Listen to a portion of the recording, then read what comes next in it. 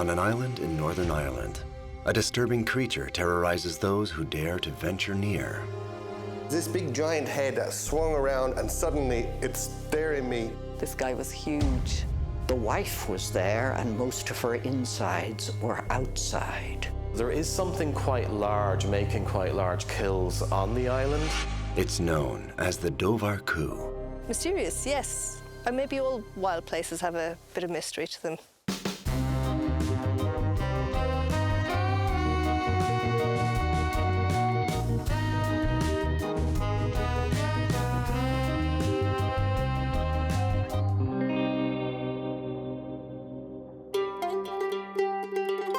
Ireland is breathtaking scenery and savage nature. Visitors get lost in its emerald green plains never far from the roar of the sea. Here, the fantastic and the far-fetched form part of the local culture. From Lucky Charms to ghost stories, century-old Irish legends live on among the locals, eager to pass them on. But one Irish monster has caused more of a stir than the others. A creature resembling a giant otter that emits a blood-curdling scream. The Dobhar-chú. Sean Corcoran believes he encountered the creature in 2003. He had the scare of his life while camping with the family on Omey Island, northwest of the country. It was 2003. My wife Miranda and I took off on a holiday around Ireland, and we decided to stay on an island just off of the mainland called Omey Island. We parked the Jeep right at the centre of the island, really, quite close to the lake. There's a freshwater lake in the centre of the island. And we set up camp there. It was a lovely evening. We had a tent, so by the time we had gone to bed, with lights out, we were literally nearly asleep. And the next thing, we heard some noises down at the lake. This particular night, we were sound asleep and we got woken by a really, really loud splashing noise. It was about 2 o'clock in the morning. And I suppose we were feeling a bit mischievous. So we decided, let's go down and have a look. And we tiptoed down across the short grass, the 15 or 20 metres to the edge of the lake, and I turned on the head torch. And there in front of us, as close as you are to I, was the creature. I kind of almost see it as this big giant head that swung around and suddenly it's staring me meanly in the face. And it got up on its back legs and just really hissed at the two of us really loudly. It was just like, oh my God, what is that?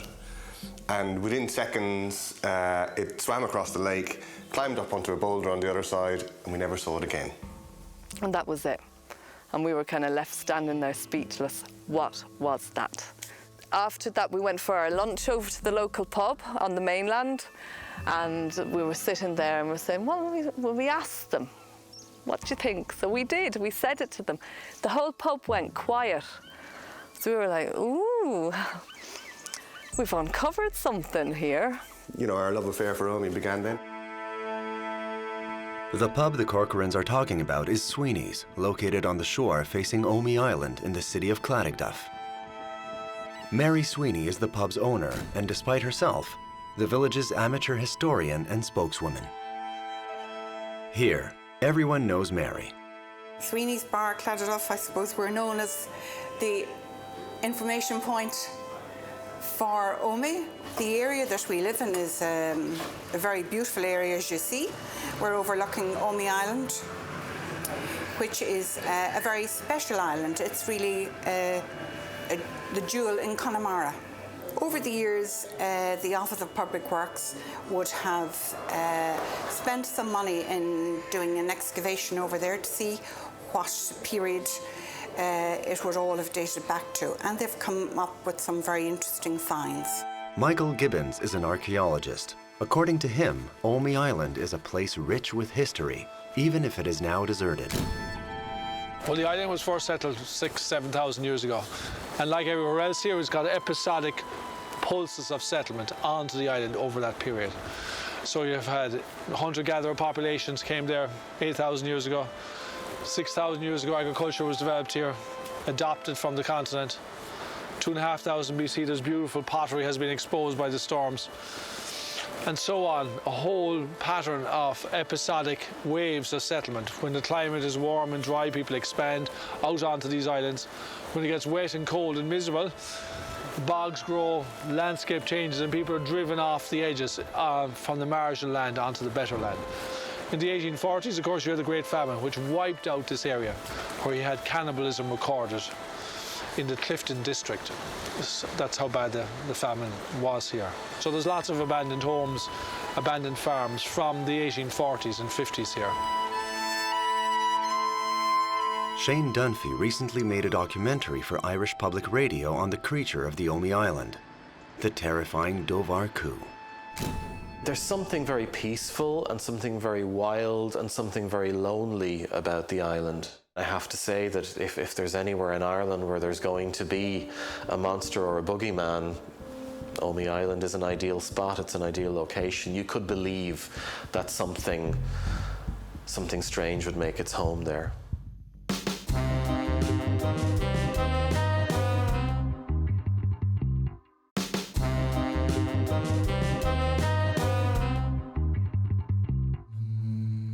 In ever-mysterious Ireland, one man dedicates his life to creatures not yet identified by science. I am Ronan COGHLAN, one of the few cryptozoologists in Ireland. If you don't know what a cryptozoologist is, it's somebody who studies animals that are rumored to exist, but whose existence has not been proven. The sense of mystery has always enveloped me. I have always felt there is far more to life than we know. Sean Corcoran has shared his monster encounter with various specialists. I suppose down through the years, we've been asked by lots of people in television, newspaper, magazines, books, authors, people who are into cryptozoology have come to us and said, what was it like? So as an artist myself, I've actually done some digital drawings to represent what I imagine it must have looked like. He is not someone who claims to have seen this while staggering home at night from the pub, a bottle of Guinness in one hand and a bottle of whiskey in the other. His sighting was under the right conditions. Secondly, being an artist, he had an eye for detail and took things in. He was, of course, able to make reproductions of what he had seen. So all in all, he is what would be regarded as a reliable witness. It's a kind of like a large otter-like creature with a very large head, possibly teeth. Very scary face. It definitely had a tail. It could swim as fast as any creature, you know, any kind of water-like creature like an otter or anything like that. And we watched what to me looked like two huge, big, reddy orange flippers just swimming across the lake. It was about the size of a man. This guy was huge. You know, you wouldn't just pick it up and walk away with it. Well, you certainly wouldn't be approaching this creature because the way it snarled, it was definitely not happy. After a few years of Sean researching that, we discovered that there was a creature there called the Dobhar-chú. This disturbing creature seen by Corcoran has haunted the banks for centuries. You can pronounce it Dobhar-chú or Dobhar-chú. In Ireland, the earliest mention I know of regarding the Dobhar-chú is that of Roderick O'Flaherty, who lived in the 17th century. He describes how someone he knew was set upon by it on one occasion, and it seized the unfortunate traveller's head in its jaws.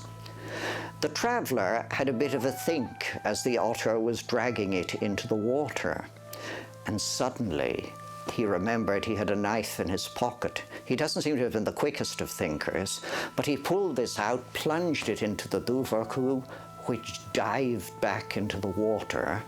About a century later, a tragic incident was reported from Glenad Lake.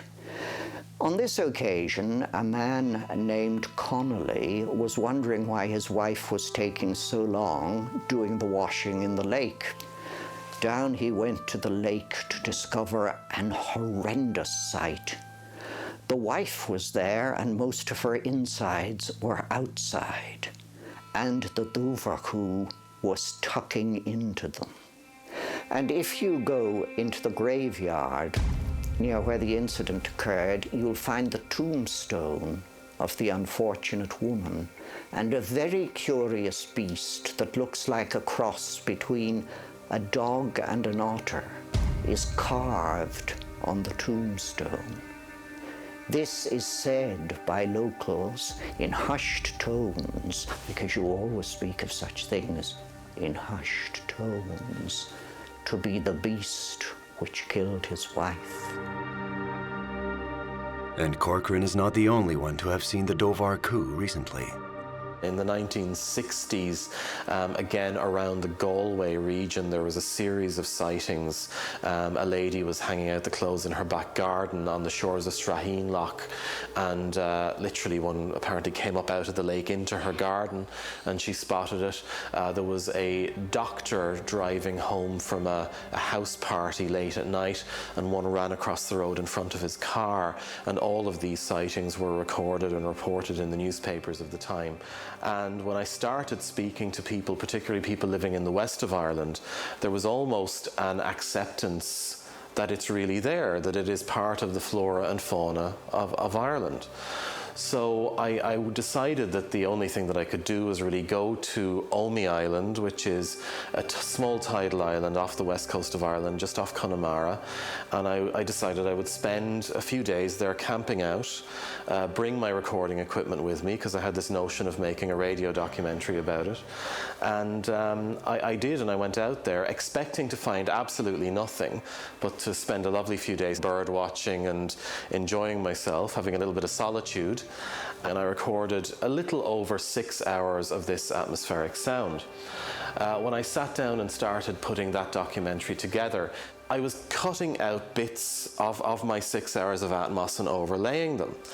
And I was playing back listening to it when I heard this very strange sound coming over, and I realized it was coming from this Atmos track. So I immediately went back to my original recording, and I discovered that at about 8:38 on that first evening, my Zoom box had recorded about 3 minutes of a very, very unusual sound. And it did send some shivers down my spine when I heard it first.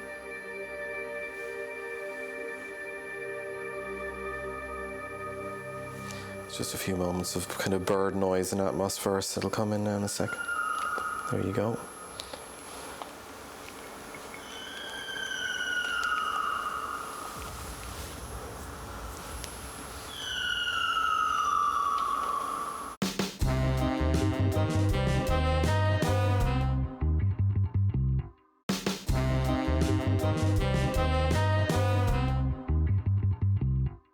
The mysterious Omagh Island is located in the Connemara region in the northwest of Ireland.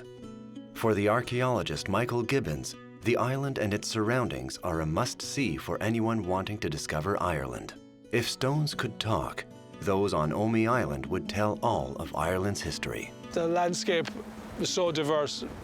It's like one vast history book that's the pages are still being found and revealed. So it's very exciting as an archaeologist. We're looking out on Cleggan Bay in the northwest tip of Connemara, which is on the very westernmost part of Ireland. On the east side of the beach, you have a small megalithic tomb, which dates to around 3000 BC. And on the west side of the beach, behind us, overlooking it, there's a children's burial ground. Children who died without baptism under canon law were forbidden to be buried in consecrated ground. So either side of the beach, you have 5 millennia of Irish history. Connemara, it's like a continent in miniature. The centre of it has a series of mountain ranges. The western and southern edges glacially scarred with beautiful bays and inlets. So it's almost like a little island in itself. It's got every possible landscape known to man. And of course the sea dominating it and getting its name from the sea, the Con McNamara. So along the shore here you've got successive layers of settlements over millennia. So the very bottom of it is 7,000 years old, but these walls are from an abandoned village from medieval times on top. So you get these layers of history one on top of the other. So what we're looking at here is a megalithic tomb, and inside it you will have dozens of burials Mostly cremation burials with pottery vessels, stone artifacts, lithics and so on inside it. This site itself has never been excavated, and the earliest of them date back to 3800 BC. So we found about 40 of these tombs. We have this extraordinary 18th and 19th century abandoned homes scattered throughout the west of Ireland, but particularly in the Connemara region. It's one of the really nice things about exploring the Irish landscape. Around every corner there's antiquities. To understand the origin of Dobhar-chú, we must return to the very roots of Irish history. This creature has been part of Irish mythology for over a millennium. Dobhar-chú, from my knowledge, is a kind of it's a half otter, half dog creature that was of quite scale. And I suppose if you look back in the historic annals in Ireland, there's archives of creatures like this killing people and attacking people and running after people through Connemara and stuff like that down through the centuries. The Dobhar-chú originally appears in the oceanic cycle of Celtic mythology. It's set around the time of Christ in Ireland, and it describes this kind of Celtic twilight world where gods and men are fighting and having all sorts of high adventures. And the Dobhar-chú in that story is supposed to be the king of the otters. It's supposed to be a very, very large otter with a white cross on its breast. Remember, this is the beginning of Christianity in Ireland. But somehow it has made the leap from the pages of folklore into the real lives of people in 21st century Ireland. And I think that's a very interesting point, and it's something that fascinates me a lot, the transmission of these stories. It is certainly a plausible kind of animal. It's not a three-headed monster that breathes fire from one end and fumes from the other. Well, it may breathe fumes from the other, but I don't really know. They inhabit the wild country. Now, there's a lot of wild country in the west of Ireland. There, thunderous breakers smash against crags on the seashore. Wild grasses that have never known the farmer's scythe grow in a state of pristine purity. Lakes that humans rarely, if ever, walk past are to be found there. It is in such places that Dobhar-chú is found, and also off the coastline. There's one theory that they come inland to drink fresh water from freshwater lakes. It seems to be quite capable of coming up on the shore, as we have heard from the legends, and devouring the odd passer-by if it happens to want a snack. These ancient legends, handed down from generation to generation, have made the Irish born storytellers. We are a nation of storytellers. We love a story, a good story, whether it's a true story or a not true or an untrue story or a folklore or a slightly exaggerated. But the ones that have an element of truth to them they make for interesting stories, whether they can be scientifically proven or not. Legend has it that this creature is there on Omi. The fact that Sean saw something that fits the bill, having not heard of it before he saw it. Like, to him, it was this midnight, late night fright. So it wasn't something that was stirred by imagination that he was seeing after hearing all these stories, that he was on the lookout for something to spin a yarn on himself or to tell a story. I saw that thing. I mean, he just came across this by chance. And it just happens to fit into what is a wonderful legend and story, or maybe not legend and story, maybe fact, and never let the truth or untruth get in the way of a good story, as the saying goes.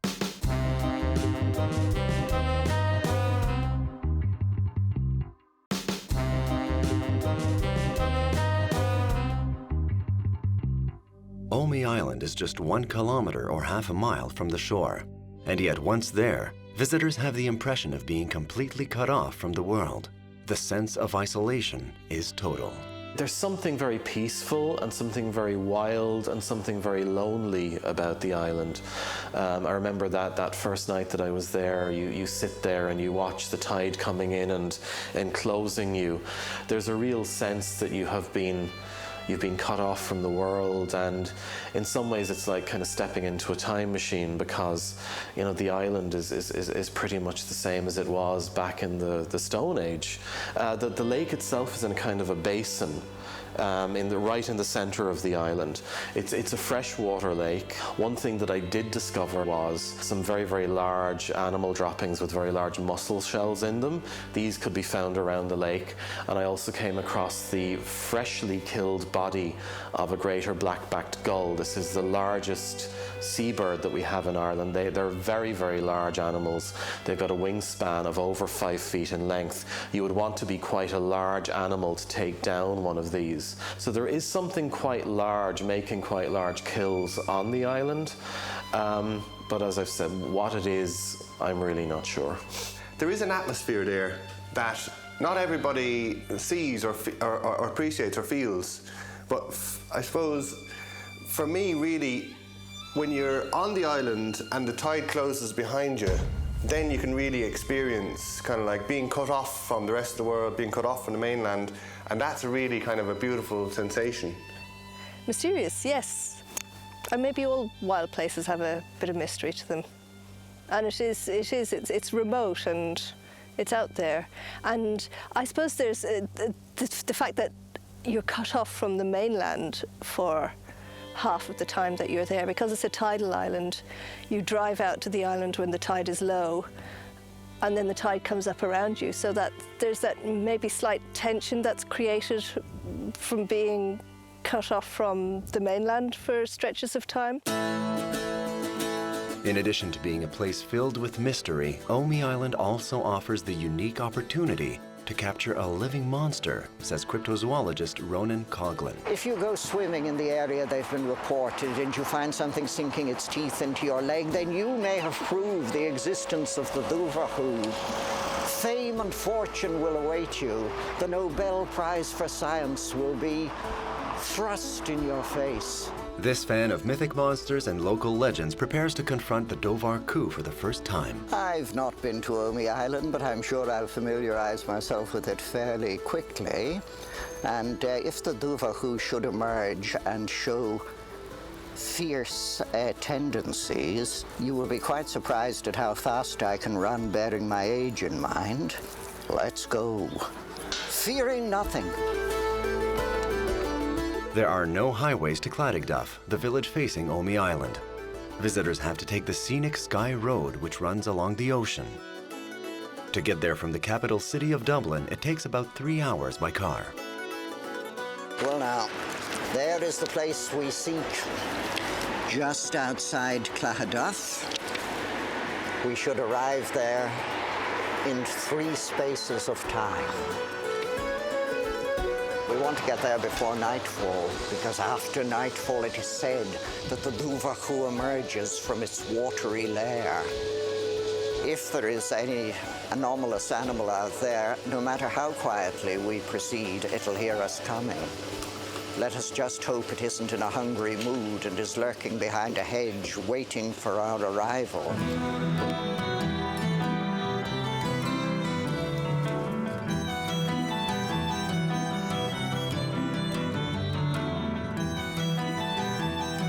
There are 2 low tides each day. Miss your window and you'll be on the island overnight. It's pretty much the kind of topography I expected. And in the midst of it is Fahey Lake, where this creature was allegedly seen. But until the tide goes down, we won't be able to walk over there. But everything comes to him who waits, as they say. Patience is a virtue.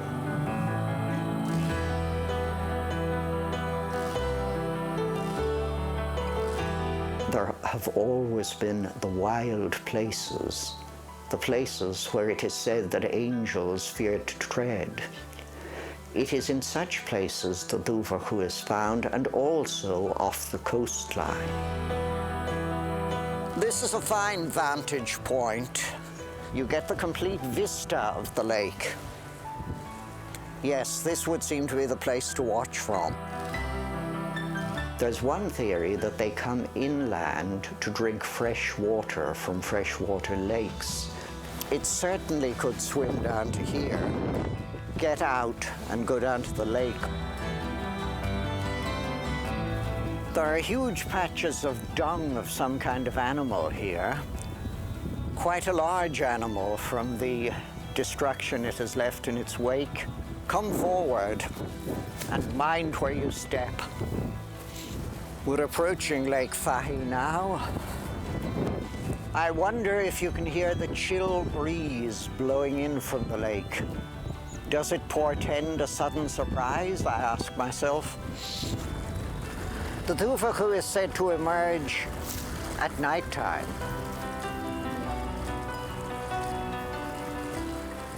As it's the middle of the day, our chances of seeing anything odd are somewhat limited.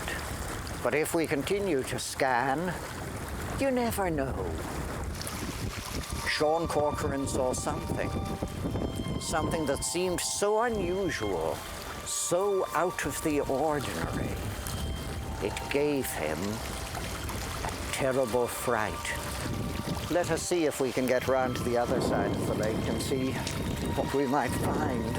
I suspect this path is man-made, but if it was made by the Dobhar-chú, he did us a great service. The waters of the lake look as though they could conceal just about anything. They're certainly large enough to contain a monster of the type the Dobhar-chú is supposed to be.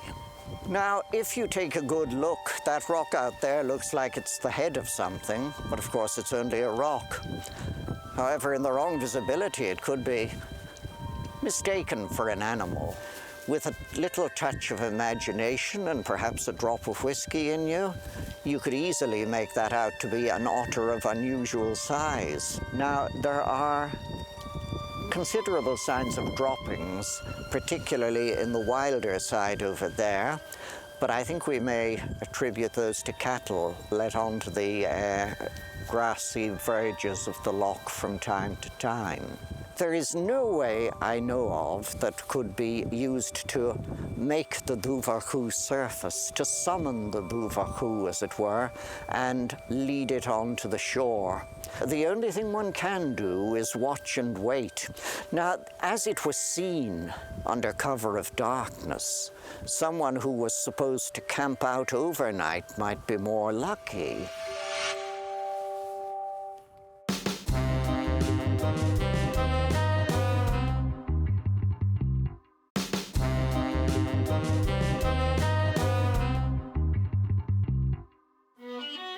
In this small corner of Ireland, local folklore of the Dobhar-chú is enthusiastically embraced. But scientists are reluctant to grant that such an improbable creature exists. My name's Dr. Colin LAWTON. I'm a mammal ecologist in zoology in NUI Galway, which is the university in Galway City here in Ireland. Being an island, it's difficult for the animals to make it here. Now, some of them are brought in by humans and some of them made it here on their own bat. But generally what you would have on an island like this, you would have otters and stoats and rabbits and maybe foxes and quite a lot of small animals like wood mice, maybe shrews, those sorts of things. They get to about 1.20 meters, 1.30 meters in length, which is about 4 foot in length, but that would be as big as they'd get. They wouldn't really get up to the sort of 7 foot long that I heard of. There is no proof that would be acceptable to a mainstream scientist that it exists. On the other hand, there is a considerable body of anecdotal evidence which, in previous cases of unknown species, has led eventually to the discovery and scientific acceptance of the species. Now, what is it that we don't know that's going on around about us as we go through life?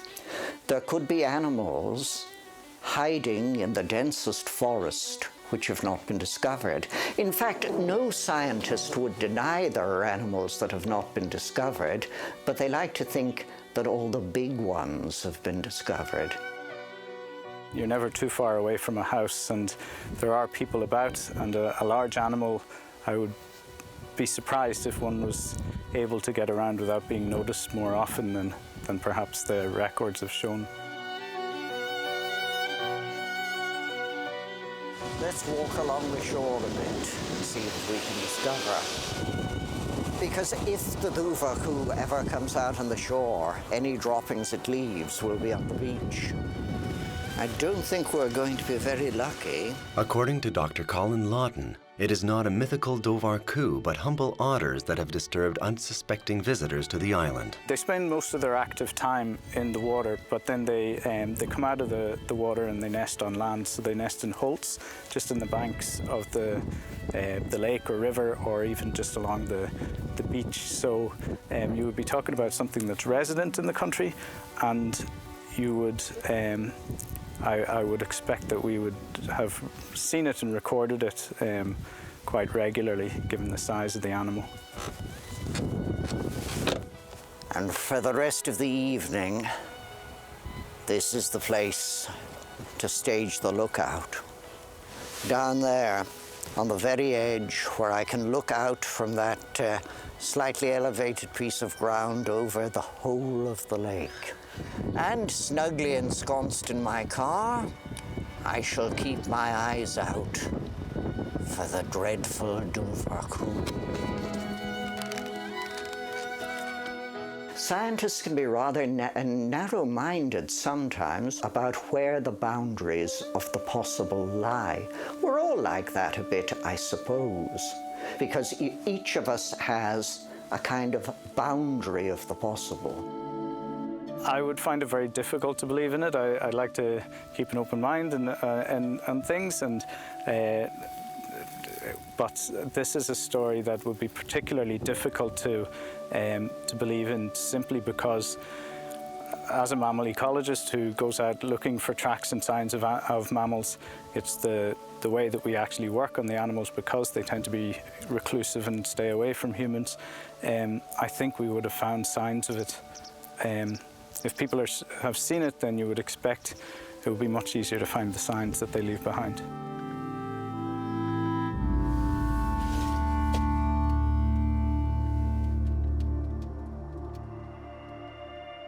A prisoner of the tides, Ronan COGHLAN is preparing to spend the night on Omi Island. He hasn't given up hope of encountering the Dobhar-chú.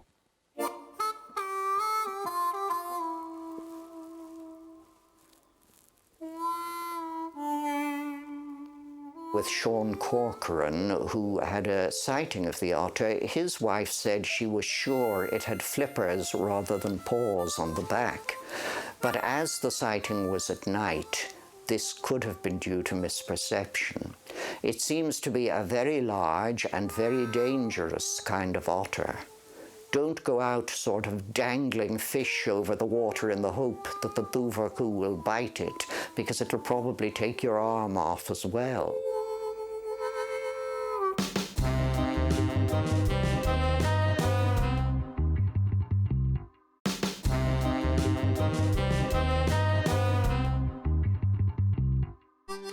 Despite their terrifying encounter with the Dobhar-chú, the CORCORANs remain attached to Omi Island.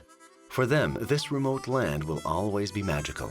The grass is very short, there's rabbits everywhere, there's beautiful granite and limestone boulders everywhere, and like the landscape change, and the sky in Omi, like when you look at the landscape and then you see the sky and the way the clouds come across it, or a rainstorm comes, it's absolutely beautiful. For his part, Ronan COGHLAN dared to spend the night on Omi Island, lulled by the sounds of the mysterious island.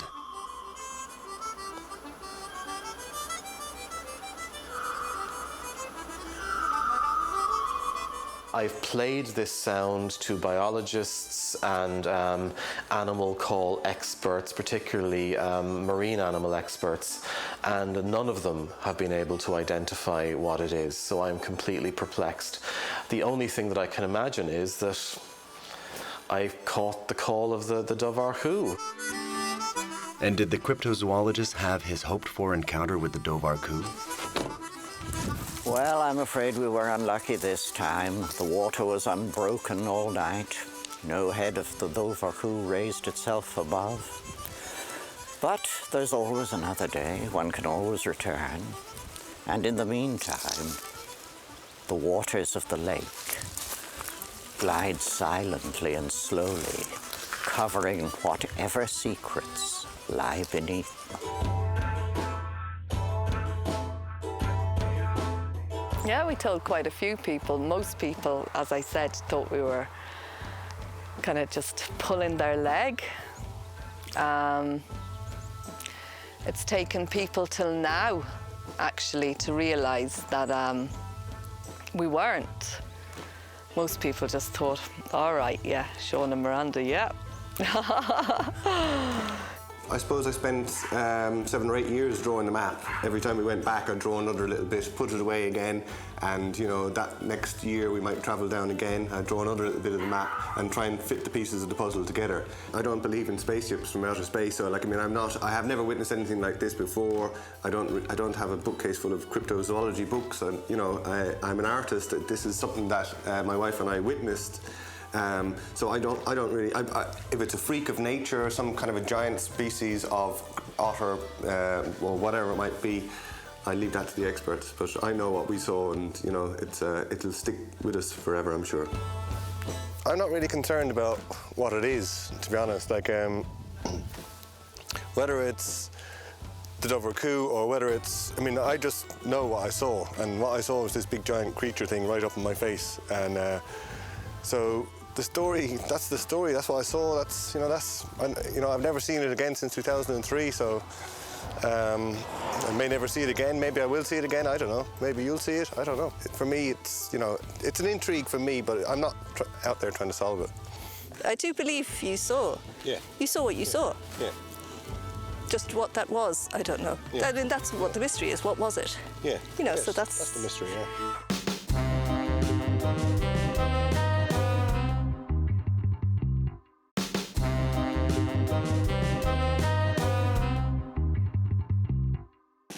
And now I need a drink. Fairly badly.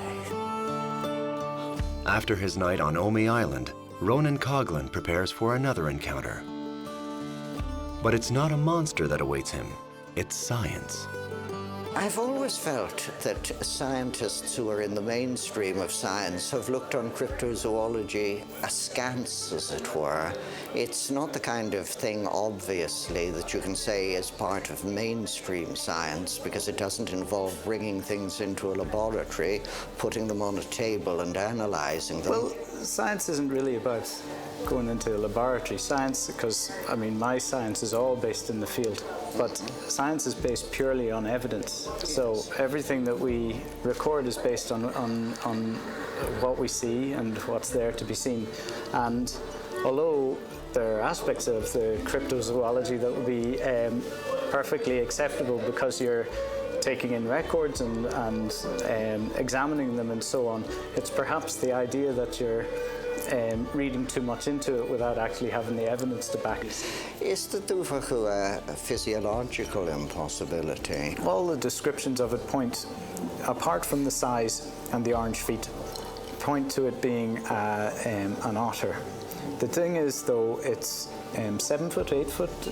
Yes, some go as far as 9 foot, but I mean, people who see things, particularly if they see things in the dark or in bad light, can make a mistake with the estimate of That's length. exactly it, but the otter is 4 to 5 foot max. 4 foot would be the average size of a male otter. Males are much bigger than females.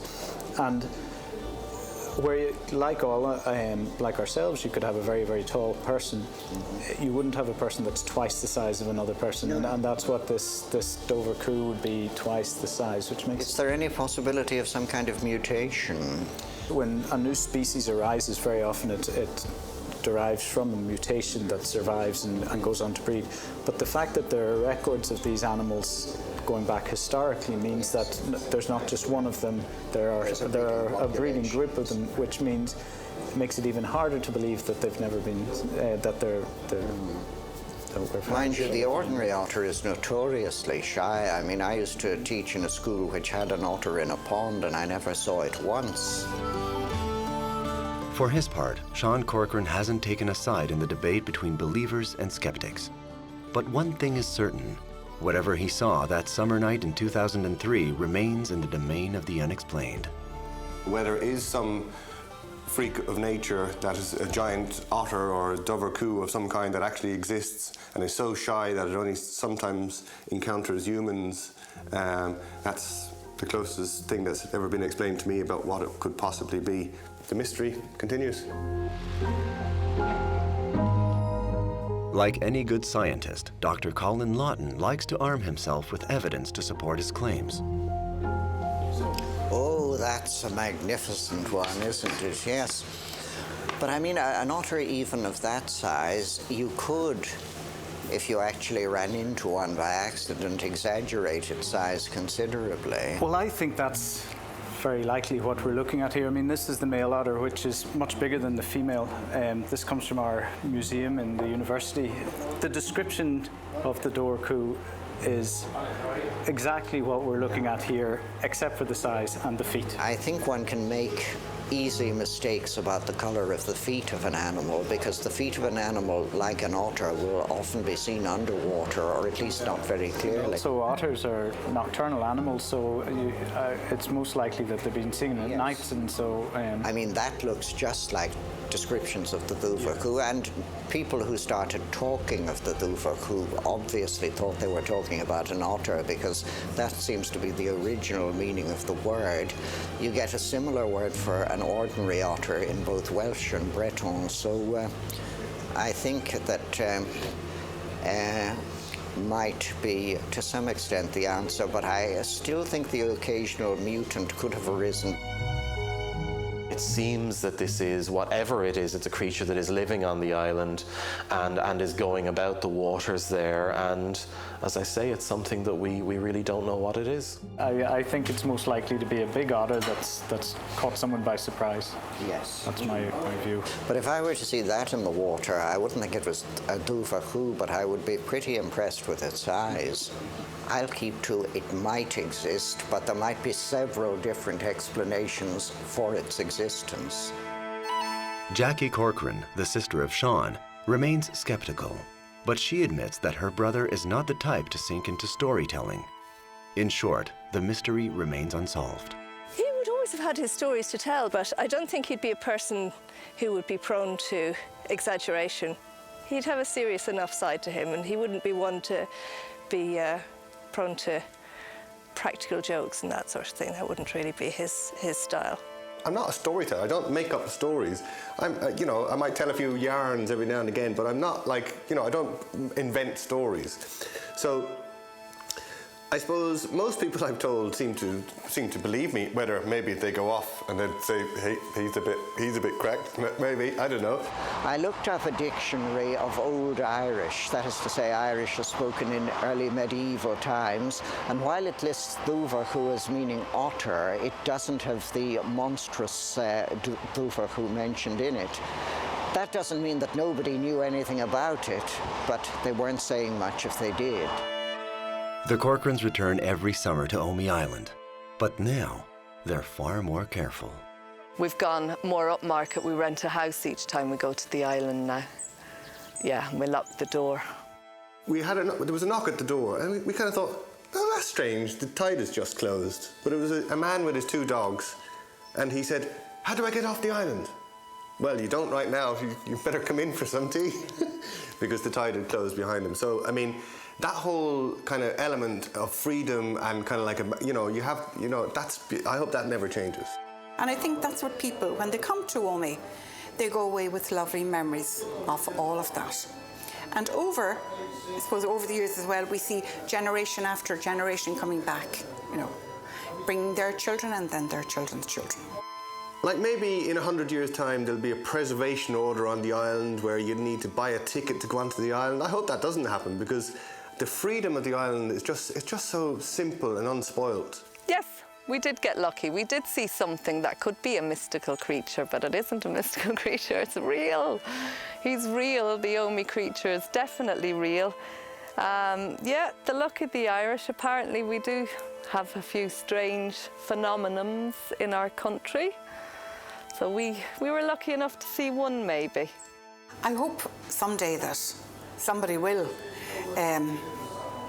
come up with something constructive as a result of it all, and that we'll cease the memory of wonder. There's strange things in Ireland.